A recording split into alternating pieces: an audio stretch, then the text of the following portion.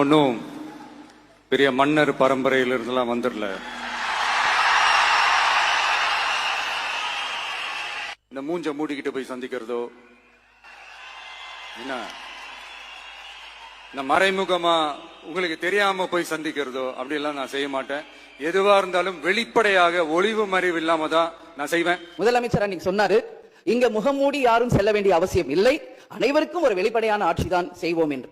அப்படி இருக்கையில் முதல்வர் அவர்களை சந்திக்க யார் முகத்தை மூடிக்கொண்டு அன்று வாகனத்தில் சென்றார்கள் என்பதை நிச்சயமாக மக்களுக்கு தெரியப்படுத்த வேண்டும் என்பதை இந்த நேரத்திலே நான் கேட்டுக்கொள்கிறேன்.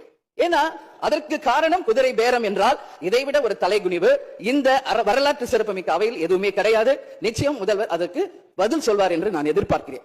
அதே போல அரசு குடும்பத்தில் இருந்து நான் வந்தவன் இல்லை என்று முதல்வர் சொல்லும் பொழுது வரவேற்றார்கள் அனைவரும்.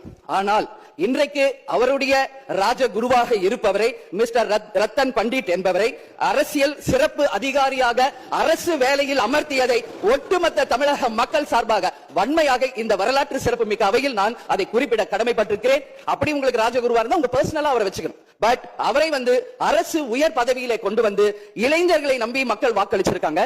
இந்த இளைஞர்களுக்கு நீங்கள் என்ன உதாரணத்தை சொல்கிறீர்கள், என்ன வரலாற்றை நீங்கள் சொல்ல விரும்புகிறீர்கள், வருங்கால இளைஞர்களுக்கும் எதிர்காலத்திற்கும் இதன் மூலம் என்ன மெசேஜ் நீங்க சொல்றீங்க அப்படிங்கறத நிச்சயம் தெளிவுபடுத்தணும். ஏன்னா இன்னைக்கு மக்கள் ஜனநாயகத்தை நம்பி இளைஞர்கள் கையில ஆட்சியை கொடுத்திருக்கிறார்கள். அப்போ வருங்காலம் இளைஞர்களும் வருங்காலத்திற்கும் இந்த அரசு ஒரு முன் உதாரணமா இருக்க வேண்டும் என்பதுதான் என்னுடைய ஒரு கோரிக்கை என்பதை இந்த நேரத்தில் நான் ஆணித்தரமாக